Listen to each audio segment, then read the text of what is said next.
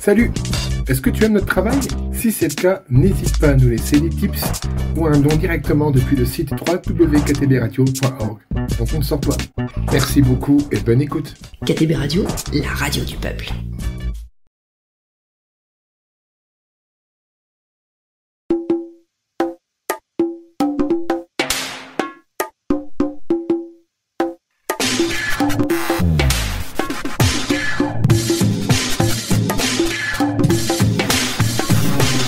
Bonjour à toutes et à tous et bienvenue sur KTB Radio, la radio du peuple.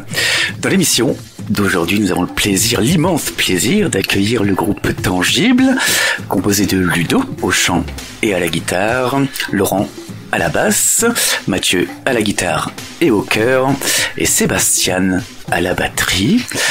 Bonjour à tous les quatre. Bonjour. Bonjour. C'est un grand plaisir de vous accueillir sur le plateau de KTB Radio. Vous avez fait un petit voyage parce que vous venez du sud de Marseille, c'est ça? Aix-en-Provence et Marseille, ou Marseille et Aix-en-Provence, pour faire plaisir à Laurent. Un grand plaisir à vous.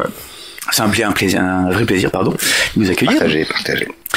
Alors, pour introduire l'émission, pour que les auditrices et les auditeurs puissent d'emblée entrer dans votre univers musical, j'aimerais vous demander comment vous définiriez votre style musical. Vas-y. Eh bien, du rock brut et honnête. Rock brut et honnête. Voilà. Absolument. Qu'est-ce que ça signifie, brut et honnête? Honnête, donc au sens Vrai et réel. et voilà, Émotif. sincère dans ce qu'on essaie de raconter, les émotions qu'on essaie de transmettre, à la fois par la musique et le texte. Et brut, pareil, il a une dimension sonore de ce qu'on essaie de faire, sans trop de chichi, et sans complexe, voilà, avec un son plutôt des années 90, donc brut, tel que nous on l'entend et comme qu'on s'est façonné. On approfondira vos créations, vos compositions tout à l'heure. J'aimerais revenir tout d'abord sur le nom de votre groupe Tangible. Comment vous l'avez découvert et comment vous le percevez aussi, ce nom? Vas-y Laurent, fais-toi plaisir.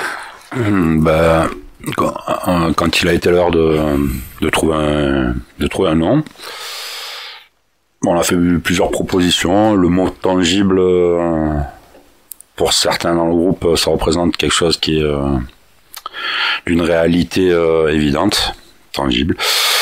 L'autre sens de tangible est aussi palpable, touchable, donc ça correspondait déjà à la sonorité du mot nous plaisait, et puis ça correspond à ce qu'il en est, quoi.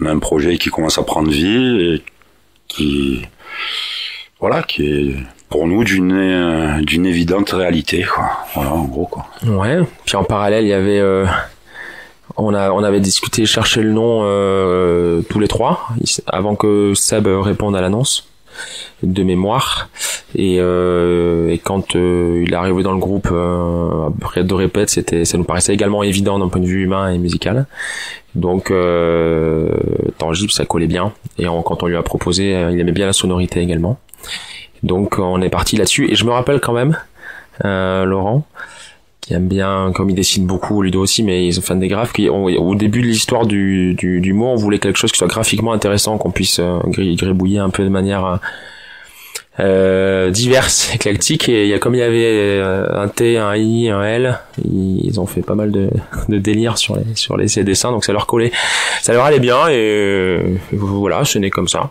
voilà. Donc Mathieu, Ludo, Laurent et Sébastien, comment vous êtes arrivés à la musique, chacun de votre côté? Est-ce qu'il y a des groupes, des musiciens qui vous ont donné l'envie de faire de la musique au tout début? On reviendra sur vos influences ensuite. Je vais commencer. Eh bien moi, ça a été révélation musicale, ça a été grâce au groupe Téléphone, qui m'ont donné envie de faire de la musique. Donc j'ai commencé à jouer de la batterie autour de mes 15 ans. Donc je jouais dans ma chambre, téléphone à fond. Et puis ensuite, à mes 18 ans, j'avais envie d'écrire. Et Et pour écrire, il fallait que je joue un peu de guitare. Donc j'ai appris à jouer de la guitare et j'ai commencé à écrire. Et c'est comme ça que ça fait presque 30 ans que je fais ça, quoi. Voilà. Laurent, Mathieu ou Sébastien? Vas-y, ça va. Ouais, moi c'est un peu atypique par rapport à on dirait un parcours un peu classique pour quelqu'un qui fait du rock français. Moi du coup j'ai grandi en Colombie, donc ce que j'écoutais tout le temps quand j'étais gamin, c'était la musique un peu latine, salsa, merengue, etc. Et entre temps aussi j'écoutais du rock latino-américain, et en Colombie on a beaucoup d'influence du rock américain aussi. Du coup à force de regarder ça tous les jours, et aussi dans mon collège à l'école il y avait un groupe de batterie, un groupe de musique qui faisait la batterie, et du coup je voulais absolument rentrer dedans. Et finalement j'étais le batteur aussi du collège à cette époque-là. Donc c'est comme ça a commencé vraiment, moi tapant de casseroles à la maison. Je vivais en appartement, je sais pas comment on n'a pas été viré de la résidence, et ma mère m'a appuyé aussi là-dessus, m'a acheté une batterie, et ça l'embêtait pas le bruit. Après j'ai eu plusieurs groupes en Colombie, et puis après une fois arrivé en France, après l'histoire c'est un peu stoppé, et maintenant ça a régné avec Tangible, et c'est très très bon copain que j'ai maintenant. Moi, je suis venu à la musique sur le tard. J'ai toujours aimé la musique, j'en ai beaucoup écouté. J'ai jamais eu le temps d'en jouer. Dans ma famille, c'était pas culturel de pratiquer un instrument. Donc j'ai eu mon premier instrument à presque 40 ans. Et en fait, comme je dis souvent, j'ai acheté une basse pour faire plaisir à un copain. Un lundi, le mercredi j'avais un groupe, et le vendredi j'étais en concert. Voilà, j'ai tout appris sur le tas, j'ai jamais pris de cours, j'ai toujours joué dans dans plusieurs formations avec une petite expérience de la scène. Je suis complètement autodidacte, j'écoute beaucoup les conseils de mes acolytes qui sont bien plus aguerris que moi. J'adore le rock et la basse en particulier, j'adore la lutherie. J'en ai fait un petit peu. J'adore les instruments, j'en ai pas mal. La musique c'est un état d'esprit. J'adore mon groupe. Je suis venu à la musique sur le tard, et puis là, ça fait une douzaine d'années que maintenant c'est devenu indispensable. Voilà, c'est sacré. Je laisse la parole à Mathieu.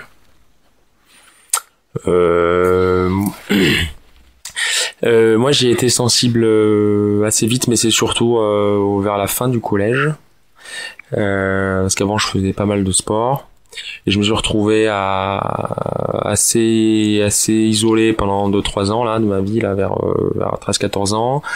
Et donc j'écoutais une radio locale j'étais vers Nice, qui s'appelait Kiss FM, c'était franchement pas terrible, et je suis tombé sur un CD de Dire Straits, c'était Money for Nothing, et ça a commencé à me parler, notamment ce riff d'intro. Il y a également l'album Smash d'Americana qu'un gars m'avait passé, où là ça a été complètement dingue. Et suite à ça, j'ai commencé, comme j'avais personne avec qui la partager, parce que familialement c'était pas le délire, et j'avais pas encore de grands copains, j'allais à la médiathèque à Cocade, à côté de chez moi où j'habitais. Il y avait une bibliothèque et une médiathèque, et là en fait ce qui m'a marqué, c'était j'ai découvert Iron Maiden en fait avec les jaquettes Freddy, et notamment cet album X Factor. Donc, c'est pas représentatif puisque c'est un des rares où il y a pas Bruce Dickinson au chant, mais ces jaquettes là, cet univers là, donc j'ai commencé à prendre quelques vinyles, quelques CD. Et j'ai découvert Marilyn Manson aussi, l'album Mechanical Animal. Et comme il y avait ce côté androgyne qui faisait vachement peur, etc., moi j'ai écouté, et les premières notes, ça m'a vachement touché. Et après, c'est pour ça que j'ai demandé à une guitare acoustique que j'ai achetée, j'avais 16 ans, pour jouer le morceau Coma White, l'intro, parce que c'est une espèce de laminant, donc c'est facile à jouer. Et après, j'ai eu la chance un an après de rencontrer 2 super copains, avec qui on a pu partager ça, et arrivé le lycée où il y avait une salle de musique. Alors moi je jouais pas, et à chaque fois j'allais les voir le vendredi, j'avais un peu les yeux qui brillaient. Et puis c'est parti de là, les premiers bars, et à cette époque-là il y avait un bar qu'on fréquentait qui s'appelait le Tapas, j'avais 17 ans, et il y avait les clips de Smashing Pumpkins, de Manson, des Red Hot, je me rappelle de Bullet with Butterfly Wings, et là j'avais les yeux qui brillaient à chaque fois. Et donc je me suis acheté ma première guitare électrique après le bac. Et bon, après j'en ai joué, j'ai arrêté d'en jouer, je m'y suis remis, mais c'est vraiment venu de là. J'avais besoin d'écouter ça, et c'était très très très solitaire au début. Donc chacun, vous avez joué dans différentes formations auparavant, mais comment vous vous êtes rencontrés? Alors Mathieu et moi, on se connaît maintenant depuis 20 ans. On a en fait, ma femme était son amie, enfin est toujours son amie. On s'est rencontrés comme ça, parce que Mathieu est un des meilleurs amis de ma femme. Et par contre, musicalement, on s'est rencontrés très tard. Du coup, il y a... Je suis quand même venu te voir en concert dans tes premiers groupes. Oui, c'est vrai. Une ancienne formation d'il y a bien 15 ans. T'étais venu nous voir à plusieurs fois. Ouais, j'allais les voir. C'est vrai. Et ensuite, on s'est rencontrés quand il est redescendu de Paris, en fait. Ouais. Parce qu'il habitait Paris, et quand il est redescendu à Paris... Quand il est redescendu de Paris, on s'est dit, il faut qu'on fasse quelque chose. Et on a monté une première formation. Et qui, au bout de 2-3 ans, n'a pas fonctionné comme on le souhaitait. Et là, on est toujours ensemble pour Tangible. Voilà. Ça, c'est ma rencontre avec Mathieu. Laurent, c'est par annonce. Sébastien, c'est par annonce. Et ça a de suite matché. Il n'y a pas eu de... Ça a été clair, quoi. Pour ma part. Donc, le groupe est créé en juillet 2024. Ouais. C'est bien ça. On va parler, et on ne va pas oublier, une 5e personne qui vous a aidé, qui vous aide encore aujourd'hui. Oui. Olivier. Ouais.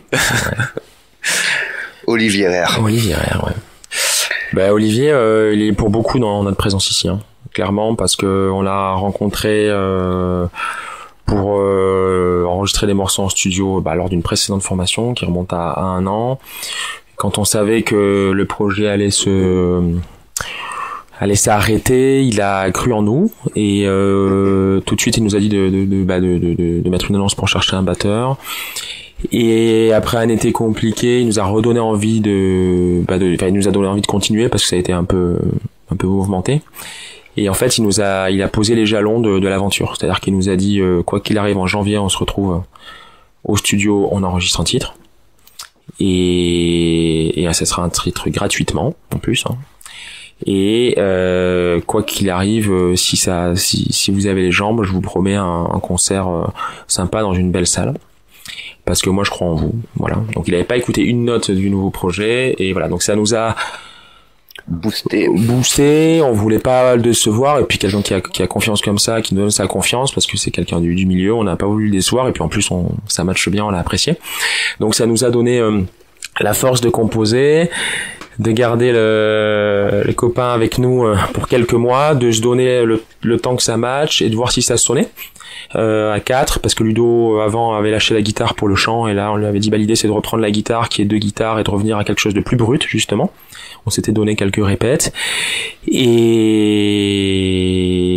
jusqu'à 4-5 compos, et puis on est allé enregistrer ma sorcière au mois de janvier, et ce clip Les mots d'éther dont on parlera peut-être tout à l'heure, ça s'est passé une semaine après. On a dit on va se faire une petite session live, une session capta d'une journée chez lui. Il nous a fait confiance, c'était pas prévu du tout, et voilà. Donc il nous lâche pas, et il nous a aidé à avancer, à nous construire, et il nous aide encore, et on suit ses conseils, et heureusement qu'il est là. Voilà, parce que sinon en autodidacte d'un peu tout, c'est jamais simple d'avoir le réseau. On le salue, s'il nous écoute, et on peut saluer. Merci à toi, Olivier. Et vous pouvez saluer les personnes qui vous ont aidé, qui vous aident toujours également. Il y a quelques noms qui vous viennent à... Moi, je remercie ma femme. Non, mais pour sa gentillesse. Il y a quelques personnes qui gravitent autour de Tangible, qui font pratiquement partie intégrante du groupe, notamment un pote Manu qui est là, qui est toujours de bons conseils, qui est un très bon musicien, qui est de très bonne, pas ingé son, mais qui touche bien sa vie dans le milieu. Emmanuel Laurent, il s'appelle. Voilà, on a une petite poule qui gravite autour de nous, qu'on salue. Et tous les copains, qui étaient là encore hier soir pour nous écouter. Qui nous font la promo, qui font qu'on vit. Voilà. Et puis pareil, qui nous aident quelque part, qui nous aident, ne serait-ce que par leur présence. Aussi, quoi. Ouais. Un merci spécial à nos compagnes. Ouais. Merci. Voilà. Et à nos chéris. Et ouais. Vous avez parlé tout à l'heure de la chanson Les mots d'éther, une de vos compositions. Est-ce que vous pouvez nous en parler un petit peu plus? Quelle est la thématique?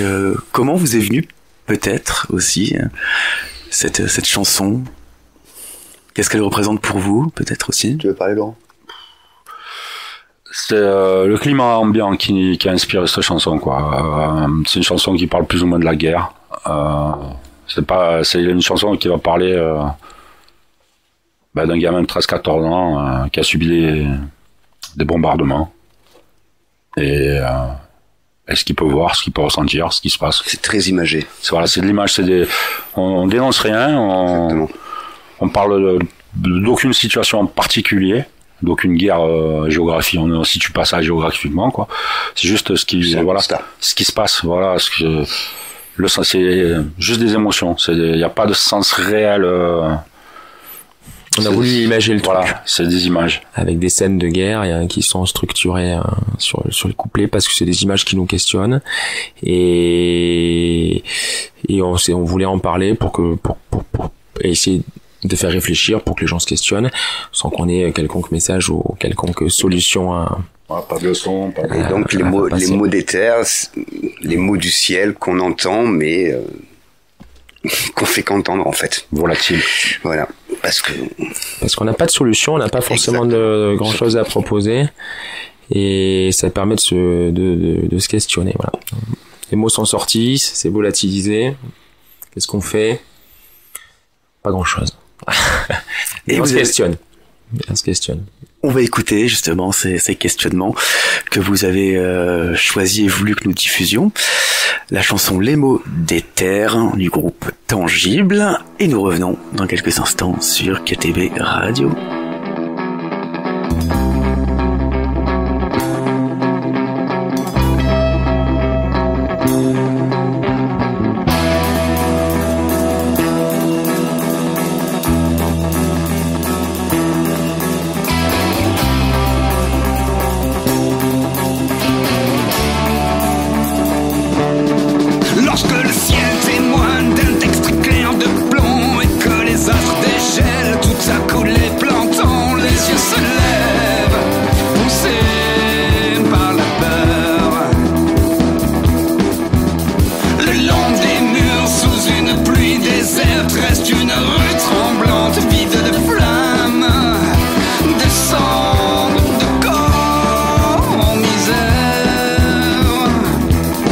Et j'entends d'ici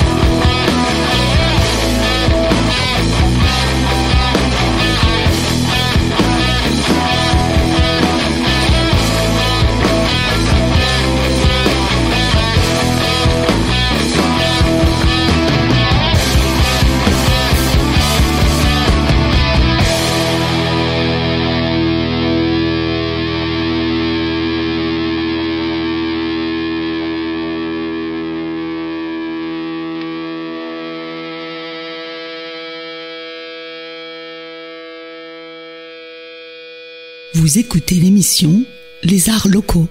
Et vous êtes toujours sur KTB Radio en compagnie du groupe Tangible, composé de Sébastien à la batterie, Mathieu à la guitare, Ludo au chant et Laurent à la basse. Alors, dans cette deuxième partie, on va rentrer dans votre travail artistique, le processus créatif, de vos compositions, de vos créations.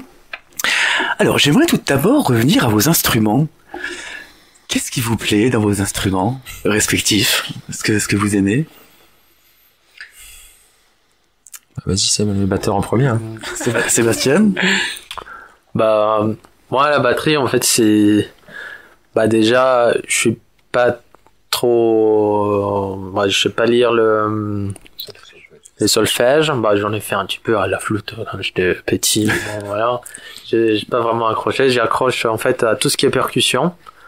Moi, ce que je trouve plus intéressant à la batterie, en fait, ce qu'on pense, c'est des fois c'est des bourrins qui tapent sur tout ce qui bouge, quoi. Et en fait, il y a une musicalité derrière la batterie, et c'est ça que je voudrais amener dans les compos qu'on fait. Et c'est vraiment avoir le bon coup au bon moment du morceau qui transmet une émotion, qui appuie le chant, qui appuie la guitare, qui accompagne la basse. Vraiment, c'est cette musicalité avec tous les sons qu'on peut sortir de la batterie. On dit la caisse claire, mais la caisse claire, il y a énormément de sons. On peut sortir 10 sons différents de la caisse claire et voire plus.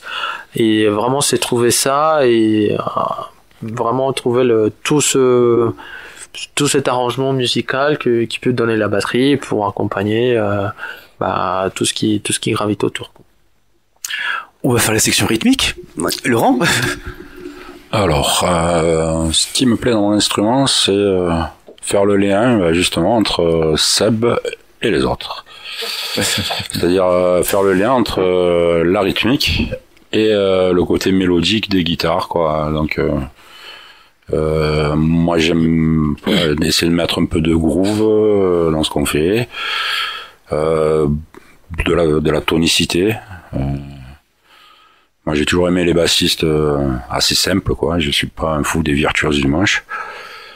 J'aime l'efficacité dans la basse et j'aime la complicité que je peux avoir avec le batteur, notamment Sébastien. Et pour moi, c'est ça, essayer de faire le mieux possible la jonction entre l'harmonique et la mélodie et la rythmique de la batterie, quoi. Essayer d'être le plus en adéquation avec tout ça en gardant ma patte. Voilà, quoi. Parce que Mathieu est très expressif à la guitare et Seb est très tonique à la batterie, donc il faut le lien entre les deux, c'est moi. En gros. Donc, t'aimes bien les Warwick aussi. Hein. Ah ouais, ouais. Côté esthétique aussi. Sinon, oui, au niveau instrument, j'aime beaucoup les basses.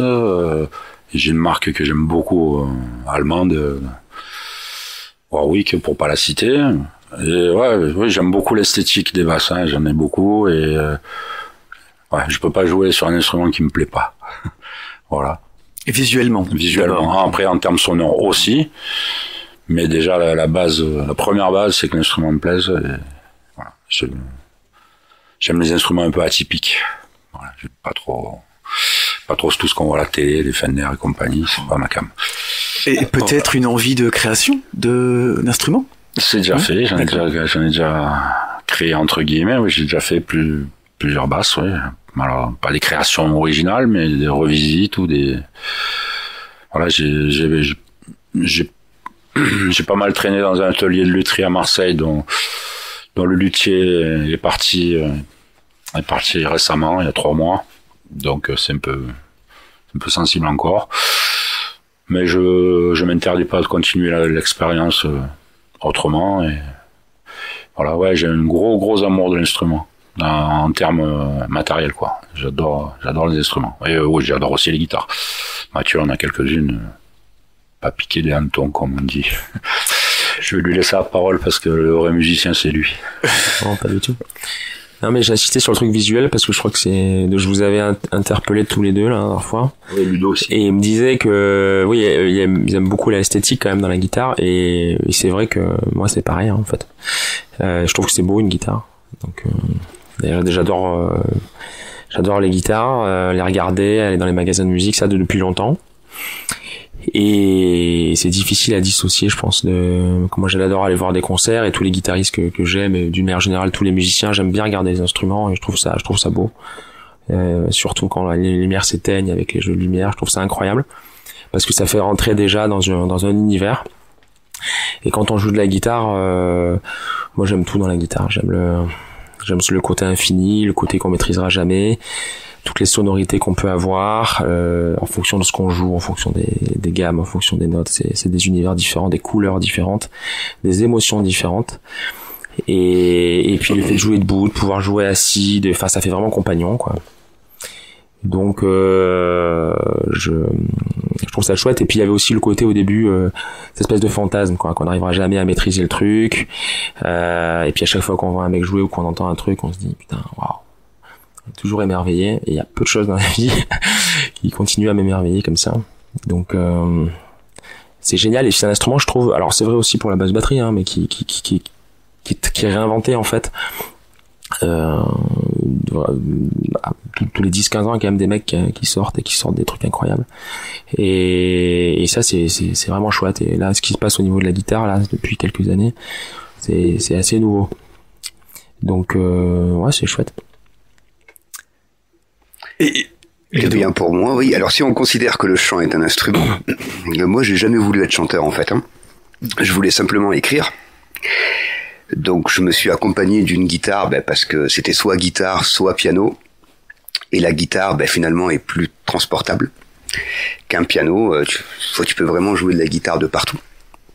Tu peux la transporter de partout. C'était pas un instrument de prédilection. C'est vraiment pareil, j'ai appris sur le tas. Et et la guitare m'accompagne toujours aujourd'hui. J'aime jouer de la guitare, vraiment. Alors je préfère effectivement la guitare acoustique que la guitare électrique. Ça, c'est mes goûts personnels.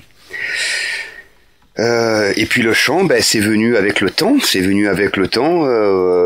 Tous mes potes à l'époque me disaient « Ah, t'as un joli timbre, tu as un joli timbre. » Et puis finalement, après, j'ai commencé à chanter un peu plus sérieusement. Et puis aujourd'hui, je chante avec Tangible. Voilà, tout simplement. Voilà. Et pareil, l'amour des guitares, pareil, hein. Je me suis fabriqué mes 2 guitares avec lesquelles je joue. J'en ai d'autres, bien sûr.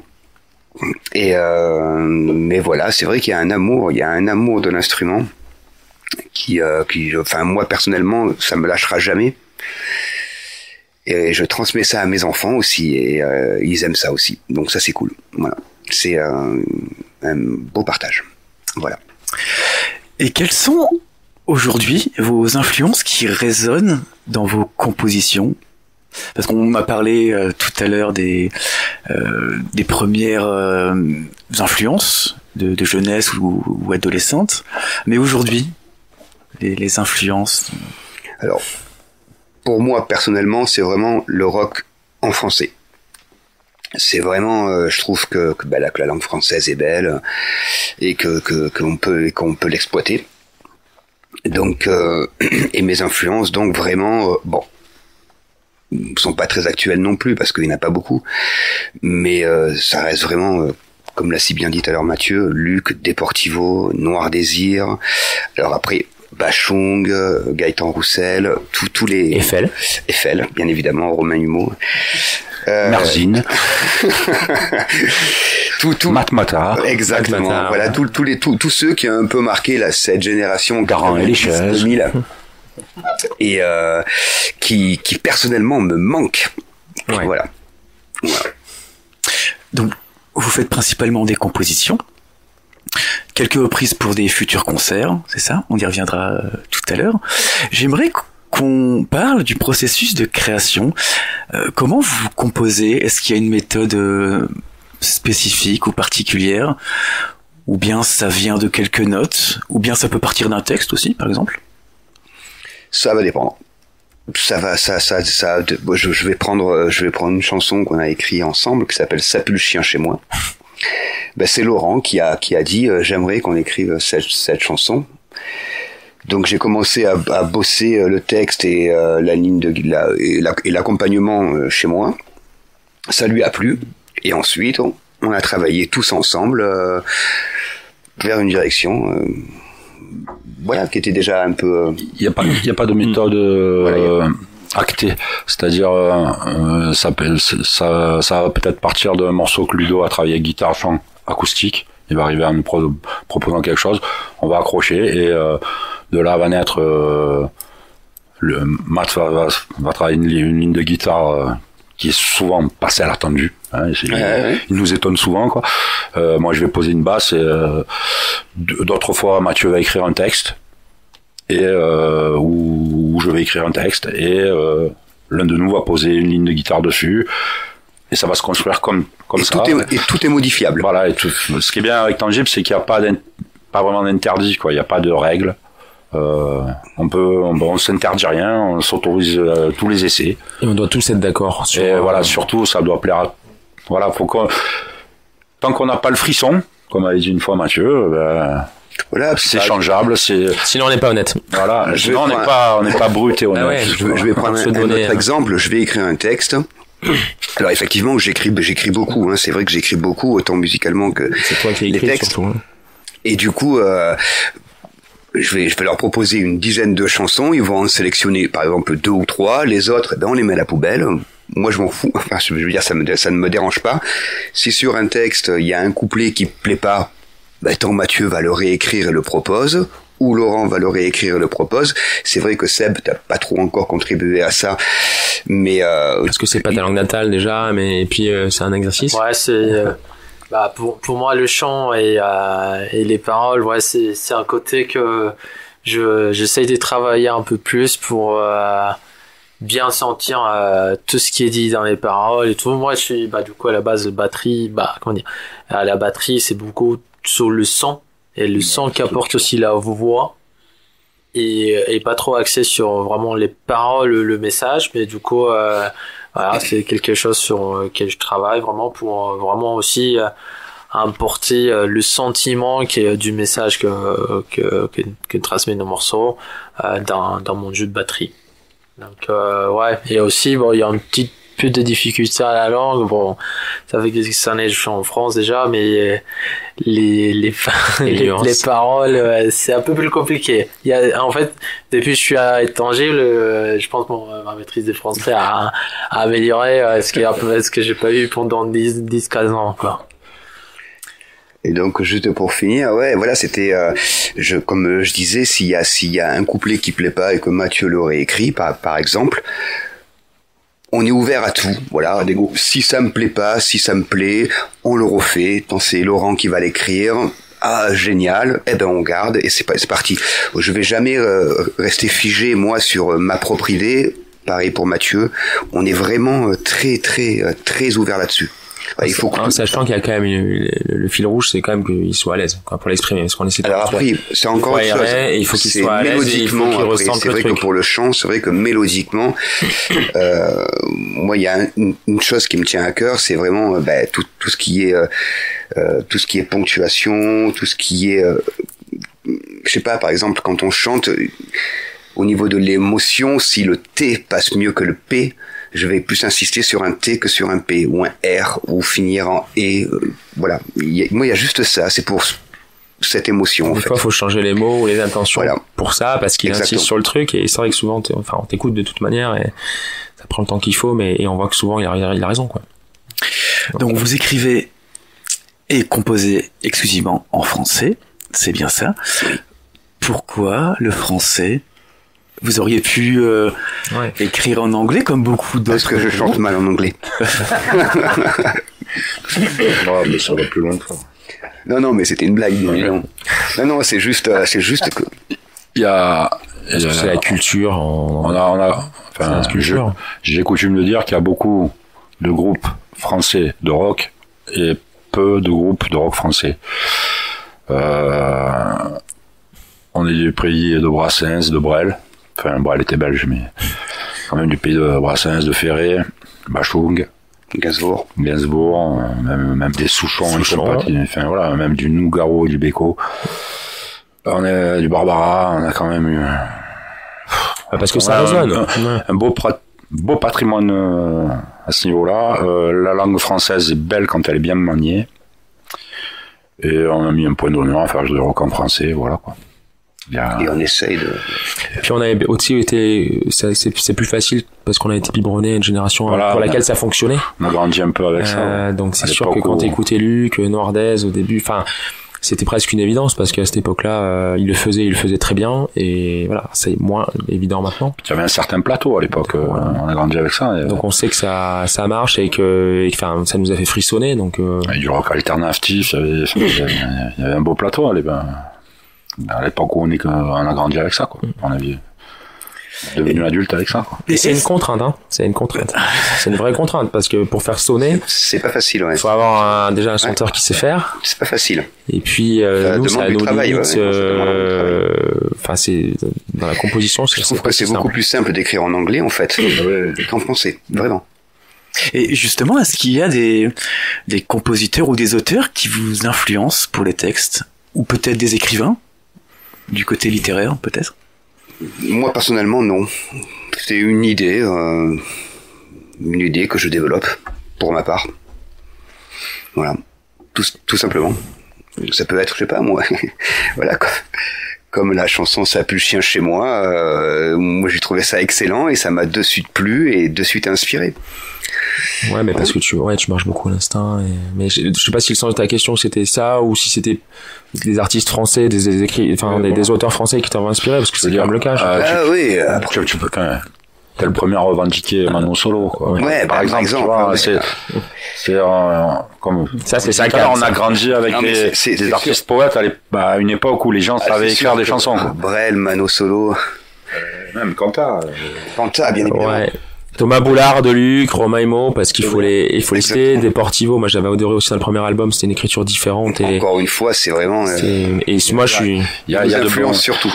Un mec comme Damien Saez, on aime ou on n'aime pas, forcé de reconnaître, il a une plume, quoi. Enfin, c'est des gens qui nous, indirectement, on est obligé d'être influencé par ces gens, puisque ce sont des références en rock français, quoi.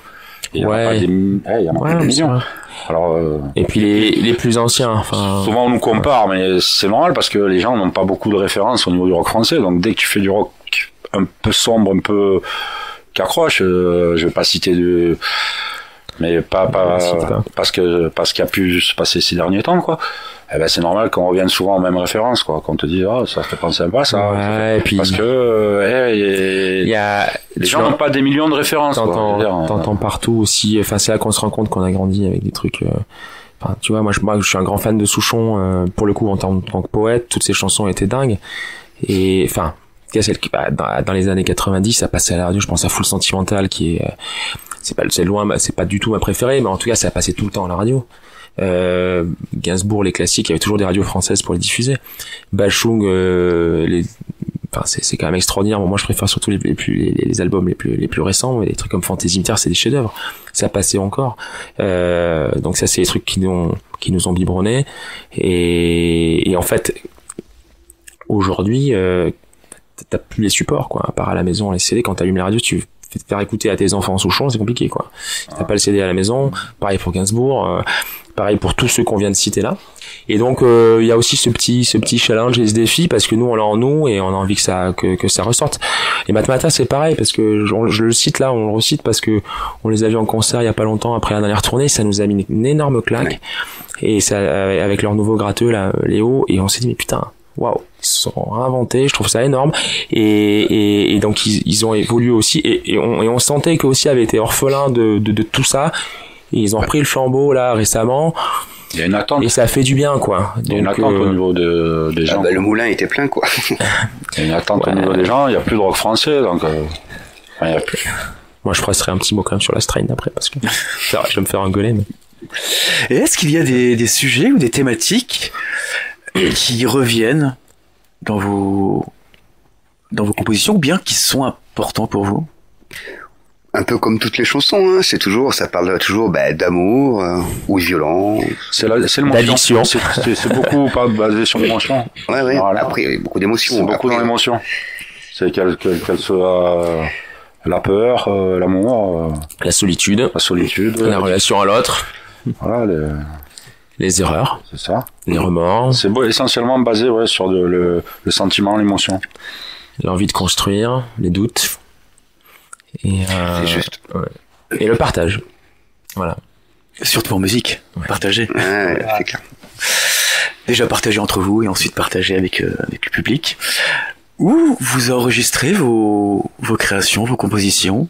Vous avez un local, un studio, un garage, Alors on travaille essentiellement, on va lui passer le bonjour, chez Bruno, à Aix-les-Milles, à Zigbox. C'est une petite boîte qui loue des studios à l'heure, déjà équipés. Nous, ça fait quelques années qu'on y va, qu'on le fréquente. C'est un peu la maison. Il y a 4-5 studios, il y a un bar. Voilà, il y a un bar, bien achalandé avec de bonnes bières. De temps en temps, on se réunit chez Mathieu, qui a un petit studio, qui s'aménage un petit studio au sous-sol de sa maison aussi.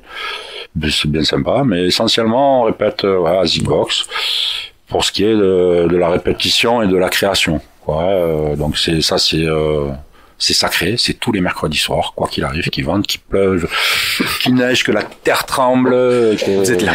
Voilà, que tu aies un accident de moto. Voilà, que mercredi, il répète. Voilà, que quoi qu'il arrive, mercredi, il répète, c'est comme ça. Et sinon, pour tout ce qui est enregistrement, on va chez notre ami Olivier, au studio On Source à Éour, entre Aubagne et Marseille, qui commence à être un peu aussi la maison, quoi. Parce qu'on commence à y avoir passé un peu de temps, on est reçu. Super bien. Ouais, comment on dit, sa doctrine, hein, Olivier, c'est nous mettre dans les meilleures conditions possibles pour qu'on puisse exprimer le meilleur de nous-mêmes, en gros. Donc quand t'as affaire à neiger comme ça, tu peux être bien, quoi, et être dans les meilleures conditions pour faire de la bonne musique. Vous avez fait une résidence récemment? On a fait une journée il y a 2 semaines, 2 ou 3 semaines, un samedi, en vue de préparer le concert à l'Espace Julien. Donc, ça va être une grosse scène, la scène des grands, quoi. Et donc on a bossé à Colivant, on a joué le set qu'on voulait proposer, puis on a un peu parlé de mise en place un peu scénique.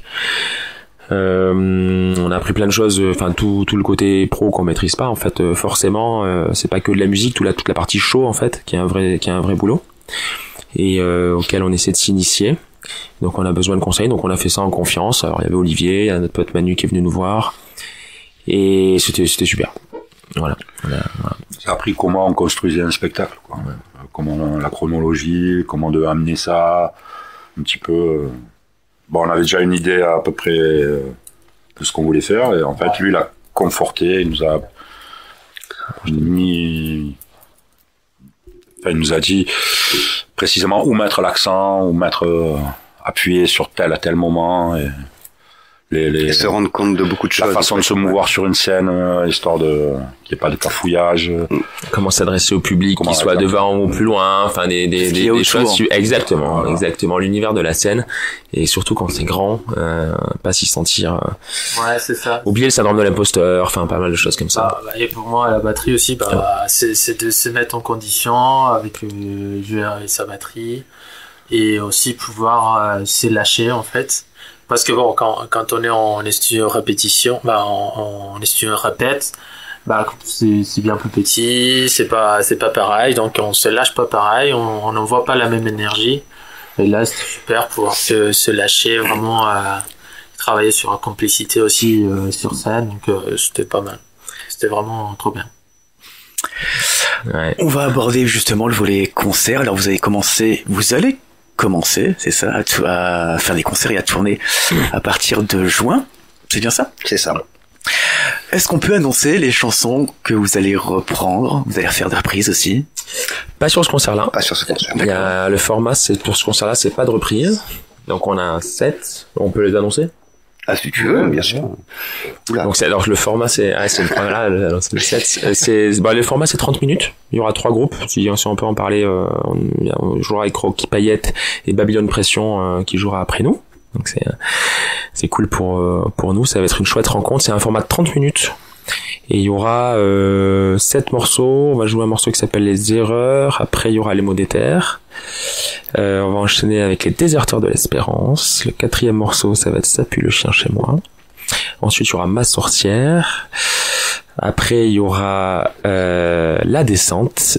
Et on finira sur une autre chanson qui s'appelle Un au père. Et globalement, il y a 2 morceaux qu'on a déjà enregistrés et qui sont diffusés. Et les autres feront partie de l'EP qu'on fera derrière en mois de juillet. Donc c'est ça, il y aura plusieurs parties, hein, c'est ça. Il y aura un groupe en première partie. Ouais. C'est ça. Une première artiste qui s'appelle Rocky Payette, qui fait du rock français. Derrière, c'est Tangible. Et derrière, c'est Babylone Pression, gros groupe de punk rock marseillais. Il y a pas mal de tournées. Et ouais, l'idée c'était de faire du rock à Marseille. C'était le thème de la soirée. Exactement. La soirée s'appelle Nevermind Marseille. Nevermind Massilia. Ah ouais, Nevermind. Pour moi. Nevermind Massilia. Pour les origines. Les années 90. Donc le Nevermind. Sex Pistols aussi. Nevermind the Block. Ouais, exactement. C'est Bollocks. J'aimerais qu'on revienne sur votre cohésion.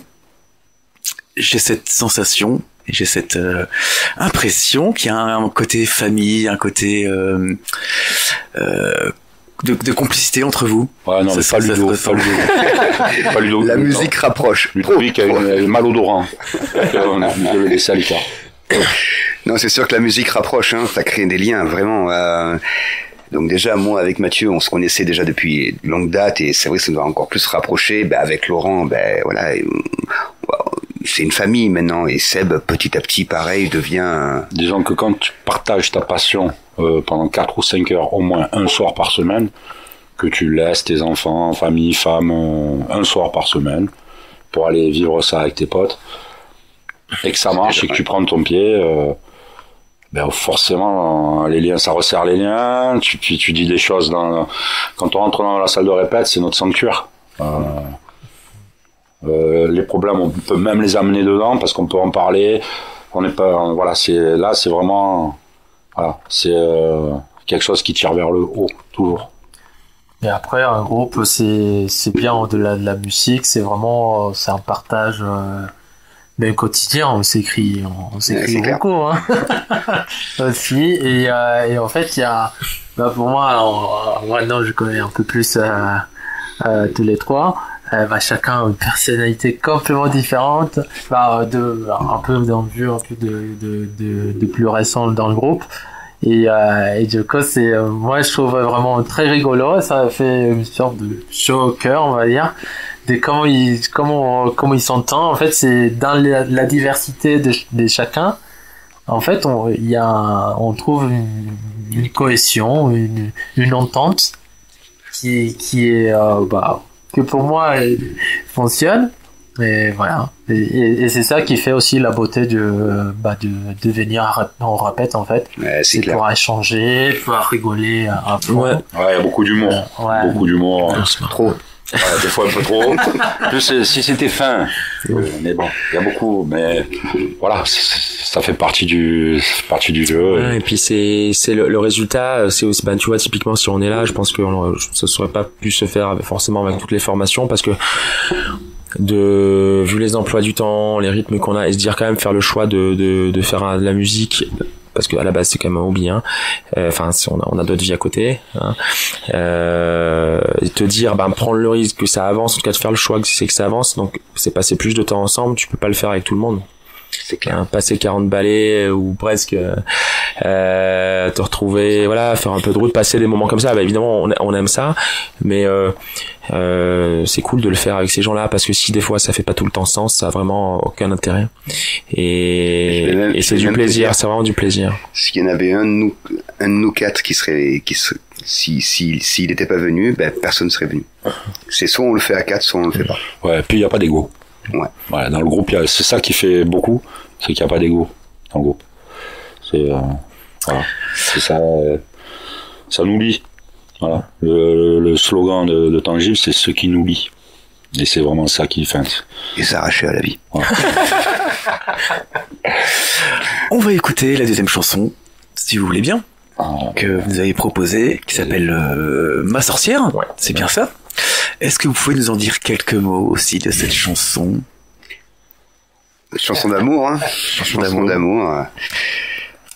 Ouais, c'est Ludo qui l'a écrite. Donc et puis là, sur la jaquette, je sais pas si tu as eu l'occasion de voir la jaquette, c'est une femme. Et c'est une ode, c'est une ode à nos princesses globalement. Exactement. Sans aucune polémique. Alors on peut aussi prendre le texte si tu penses pas. On en avait discuté secondairement il y a pas longtemps. Je me suis dit, si tu connais pas la chanson, tu peux dire ça peut également parler de drogue ou d'addiction, en tout cas parce que c'est écrit un peu de manière là avec le côté ensorcellement, etc.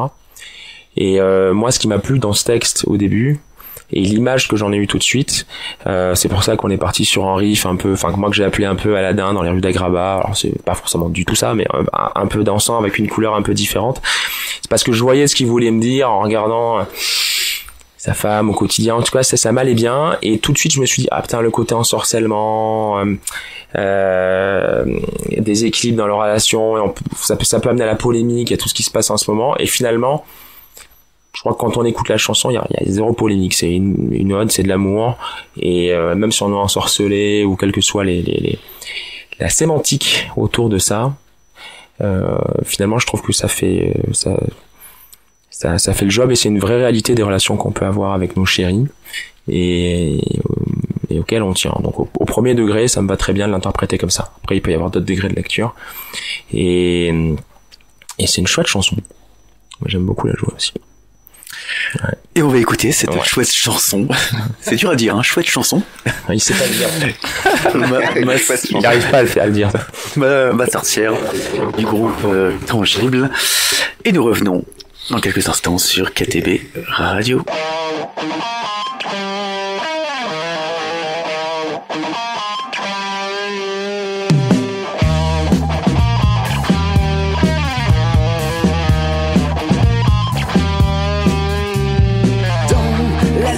De la nuit, elle danse et elle rit, ma sorcière envoûtante. Elle a l'amour infini, le cœur épanoui, dans les bras de celui qui l'a choisi. Elle fait naître sans peur son monde, au charme ensorcelant, des mystères aux étoiles si puissants.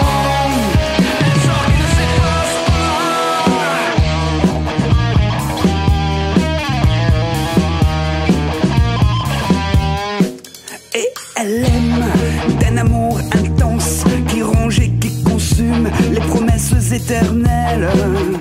Si belle, de paroles discrètes, de murmures fragiles qu'elle chuchote en secret au creux de mon oreille. Elle fait naître sans peur son monde, au charme ensorcelant, des mystères aux étoiles si puissants.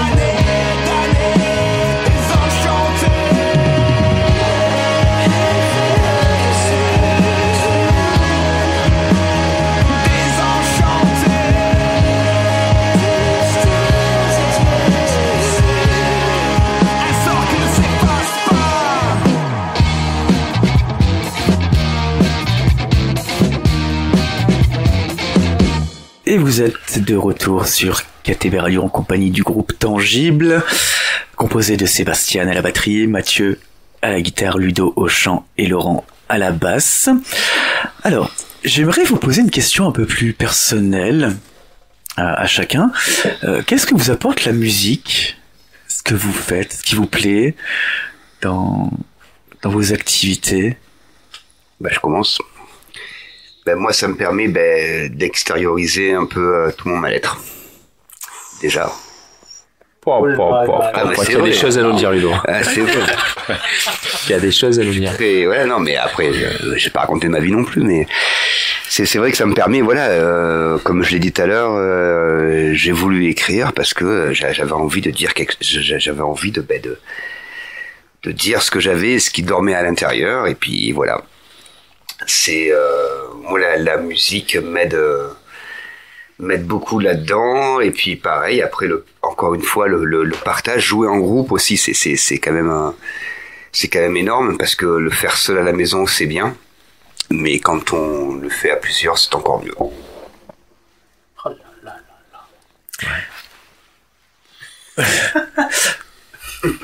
Mathieu, beaucoup d'apaisement, du bien-être, ouais, et ça fait surtout en groupe. Quand je les vois, moi j'ai toujours aimé la musique parce que ça permet de s'évader, ça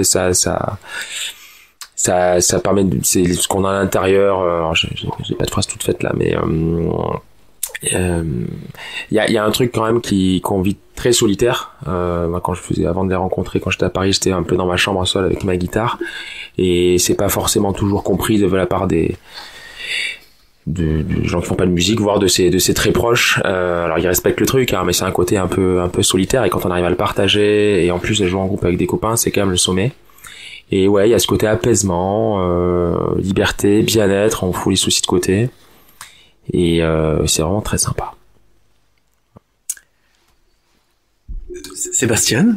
Ouais, pour moi du coup ça m'apporte déjà des très bons copains. Ouais, en premier. Et ça m'apporte aussi une ouverture à un monde en fait que j'aime bien, le monde de la musique, le monde d'écouter du rock, du métal, de prendre du plaisir à écouter, partager. En mon entourage, j'ai très bons amis, mais et tout le monde écoute des musiques différentes. Et quand il y a quelqu'un qui écoute un peu rock, métal, on devient toujours tout de suite amis, et on échange. Et malheureusement, j'en ai pas 10 000 amis qui écoutent du métal. Donc déjà, ça fait un très grand plaisir pour moi de pouvoir échanger autour de la musique que j'aime. Et pour moi, ça m'apporte aussi, côté plus perso, une sorte de rencontre avec moi-même, en termes de ce que je sens à l'intérieur, en termes de comme quand la musique pénètre en soi, quand on joue, quand on entend, quand on a les frissons, c'est quelque chose, c'est comme la place de me permettre de ressentir. Parce qu'on est toujours au boulot, on réfléchit au quotidien, voilà, à l'opérationnel en fait de la vie, et on n'a pas trop des moments qui te permettent vraiment de ressentir vraiment au fond de son cœur, de son corps. C'est par l'écoute, et aussi par l'émotion, les vibrations, ça transmet. C'est pour ça que je t'aime aussi beaucoup, Laurent, parce que ta basse me fait vibrer. Et voilà. Je dis pas souvent que sa basse te fait vibrer. Tu le dis entre nous. Alors, les vibrations. Moi, je vais à la musique pour travailler ma patience par rapport à Ludo, quoi. Parce que sinon, j'y arriverais pas. Non, moi, la musique, c'est le truc qui me sort des obligations quotidiennes. C'est l'échappatoire. C'est mieux que faire du sport. Parce qu'on crée quelque chose. Il y a le côté artistique qui me plaît beaucoup. La musique, ça a toujours été une de mes passions. Je l'écoute depuis tout petit. Et là, maintenant, c'est moi qui l'a fait. Et ça, ça fait du bien. Voilà, ça fait du bien. C'est un bon exutoire. Et puis, surtout les copains, quoi. Voilà, c'est les copains. La musique, c'est beaucoup ça. Alors, nous avons parlé de votre formation, de votre amour de la musique. Et j'aimerais maintenant qu'on se projette vers l'avenir, vers le futur. Quels sont vos projets dans les prochains jours? Alors, il y a un concert au mois de juin, bientôt. C'est ça? Alors on peut en parler, oui, c'est le concert le 11 juin, mercredi 11 juin à l'Espace Julien. À Marseille. À Marseille. Ouais. Et notre projection, franchement, l'enregistrement d'un EP ou d'un album au mois de juillet. Oui. Donc qui sortirait, on va dire, pour octobre. Il y a un clip d'animation sur Ma Sorcière qui est en train de se produire, qui est en train de se monter. Ça devrait sortir à la rentrée. Voilà.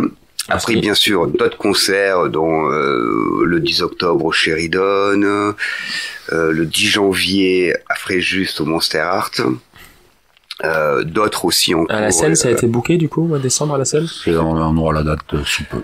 Voilà, c'est en cours de prog. Donc il y a la Maison Hantée aussi à Marseille. Une mini tournée au mois de mai. 2026. Pardon ? Au mois de mai 2026. Ouais, au mois de mai 2026, parce que 2025 c'est déjà passé. Ouais. Effectivement. Et qui se programme aussi, doucettement. Donc on partirait du sud pour monter, je pense, au plus haut jusqu'à La Rochelle.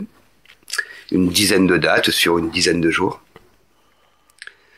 Voilà, et puis après on n'en sait rien. On sait pas trop. Olivier Rère, notre coach, nous parle d'éditeurs, voilà, on sait pas trop encore. On va se laisser un peu guider aussi par Olivier.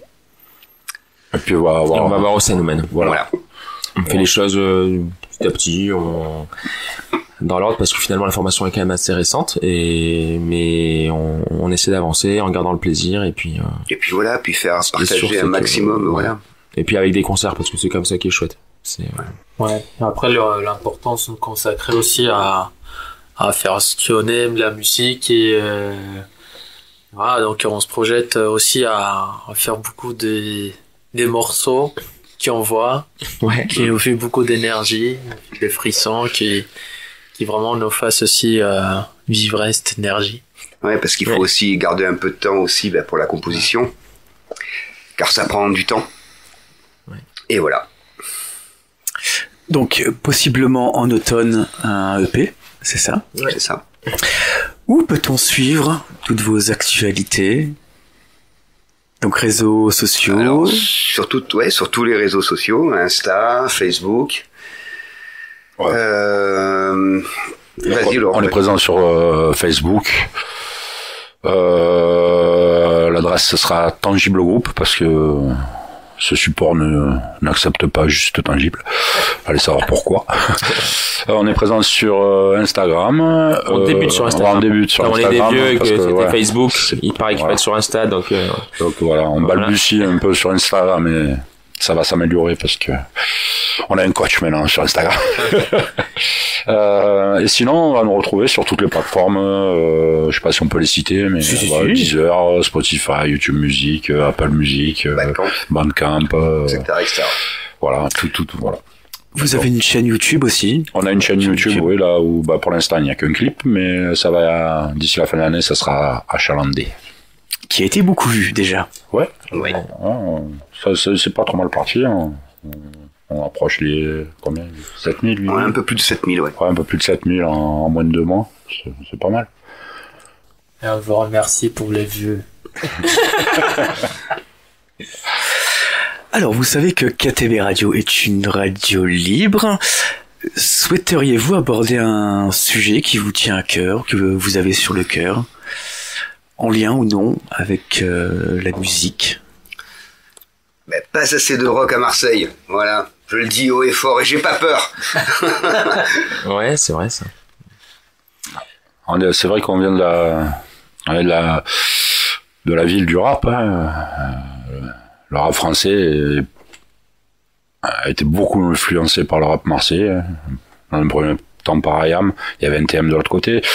Et puis la Funky Family a mis une deuxième couche qui a renforcé l'art de rue, quoi. Et la musique à Marseille est beaucoup connue. Et maintenant, il y a Jul, quoi. Beaucoup connue pour le rap. Il y a néanmoins une grosse scène métal sur Marseille avec des groupes qui tournent, qui sont très peu médiatisés, qui n'ont pas beaucoup place. On peut en parler. Blooming Discord. Voilà, par exemple, un groupe comme Blooming Discord qui sera au Hellfest cette année. Un peu de place dans la médiatisation. La ville fait pas grand chose pour le rock. Voilà. Ouais, il y a Landmarks quand même, hein. Ouais, il y a Landmarks ça aussi, oui, qui ils sont plus connus en Allemagne ou partout ailleurs. Hein. Quand tu vois Eiffel qui remplit des zéniths, et quand ils viennent à Marseille, ils jouent au Makeda, 400 ou 600 places. C'est un peu... Voilà. Alors qu'il y a quand même un public rock à Marseille, mais manque de médiatisation, manque de possibilités, d'opportunités pour les groupes de jouer, très peu de scènes pour les groupes locaux. Pour la deuxième ville de France, c'est un peu triste, quoi. Voilà, c'est un sujet qui nous touche quand même de près. Il y a que ce soit sur Aix ou Marseille, Pogo Car Crash qui sort de Aix, marche pas mal. Il y a de la place pour le rock dans le sud, mais on la lui fait pas, quoi. Voilà, c'est un peu notre sentiment. Ouais, on peut parler de la Strain. J'ai le droit. C'est mon coup de cœur. On est allé voir la Strain justement à l'espace Julien et on s'est aperçu qu'effectivement il y avait bien un public rock à Marseille de tout âge, hein, de 20 jusqu'à 70 ans. Et les mecs, ils arrivent, ils font de la bonne zik, et d'ailleurs, ils le disaient, quoi. C'est-à-dire qu'ils étaient eux-mêmes hyper heureux que l'espace Julien, c'est entre 800 et 1000 places quand c'est full. Ouais. Et ils étaient hyper heureux de le remplir, et ils disaient eux-mêmes, c'est pas facile, les grands groupes viennent pas trop parce que les billets sont pas achetés. Et pour des gars des gros groupes qui remplissent les zéniths, ou dans le Nord à Brest, Matmata quand ils sont descendus, nous moi je les ai vus à Aix au Sismic, vous au Moulin. L'espace Julien, c'est à peu près le même format. Ils s'attardent pas tout le temps. Luc et Fel viennent plus. Enfin, ça vient de la direction aussi. Ouais, je pense probablement qu'il y a des choix de production et nous ça nous a, enfin, on était heureux parce que déjà, enfin, on a vu un bon concert et parce qu'il y avait du monde. C'est-à-dire qu'il y avait des mecs de 18 ans, il y avait des quadra quinca comme nous et puis il y avait des mecs de 60 balais qui avaient envie d'écouter, de se prendre une claque, quoi. Et donc il y a un public. Il y a un public mais putain c'est compliqué d'aller voir un concert de rock, quoi. Alors que dès qu'on monte, c'est beaucoup plus facile. C'est beaucoup plus facile et il y a une place qui est faite qu'on n'a pas dans la région. Non, pas les artistes ne descendent pas, quoi. De temps en temps, une fois tous les 3 ans, t'as un gros concert au stade, mais des gros classiques, mais sinon. Et tu vois, Landmark, c'est quand même un gros truc, hein. Moi, quand je vais au Hellfest avec des copains, ça a été la révélation l'année dernière. Ils font main stage ça remplit le silo. C'était l'année dernière. Ils tournent de partout et à Marseille, qui connaît Landmarks? Alors que bon, à part la scène métal locale, pas grand monde. Et quand même au studio de répète, quand on discute avec des copains ou des musiciens rock, connaissent pas. Alors que c'est du high level. C'est plus que du high level. Enfin, en tout cas, d'un point de vue aussi médiatique. Genre, ça tourne au Hellfest. C'est pas Gojira, mais quasi. Et personne connaît. Même à Marseille. À part dans notre niche, quoi. Donc, c'est quand même lunaire, quoi. Mais c'est comme ça. Donc, on va essayer de se bouger. Ça, c'est un coup de gueule, ça. Ouais. Est-ce que vous avez un autre sujet à aborder? Non. On a passé un bon moment. Merci beaucoup. On arrive à la fin de l'émission. Ouais. Malheureusement, il faut se l'heure de la bière. Merci à tous les 4. Ouais, merci à toi pour ton accueil. Si chaleureux. Ouais, pour ton accueil, pour le regard. Bon courage pour la suite de la bonne humeur. De la radio aussi. Et pour le soin que tu prends à t'intéresser à nous, à nous mettre un peu en lumière. C'est touchant, ça fait plaisir. Voilà. Un grand merci à vous 4. Donc merci Laurent, merci Ludo, merci Mathieu, merci Sébastien. N'hésitez pas à suivre toutes les actualités du groupe Tangible. Donc on a dit réseaux sociaux, Facebook, Instagram, chaîne YouTube, Deezer, Spotify, YouTube, toutes les plateformes. Et faites le déplacement le 11 juin à l'espace Julien. Le concert est gratuit. Il faut juste réserver sa place sur le site de l'espace Julien. On va faire quelque chose de bien. Mais de bien. Merci beaucoup. Vous avez mis la pression. Merci beaucoup. Merci, Romain. Et à bientôt. À bientôt. Et si vous souhaitez faire un don à l'association KTB Radio, vous pouvez effectuer un don sur le site internet de KTB, donc c'est ktbradio.org. Nous vous remercions par avance de l'aide que vous pourriez nous apporter. Je rappelle que vous pouvez télécharger l'application gratuite depuis Play Store pour nous écouter où que vous soyez, à toute heure du jour ou de la nuit. N'hésitez pas à nous laisser des commentaires sur tous nos réseaux sociaux également. Merci aux auditrices et aux auditeurs d'avoir été à l'écoute de ce programme. Vous venez d'écouter cette émission musicale avec pour inviter le groupe Tangible, composé de Ludo au chant, Laurent à la basse, Mathieu à la guitare et Sébastien à la batterie. Et c'était Romain, votre radiologue de KTB Radio. KTB Radio, c'est votre radio, la radio du peuple.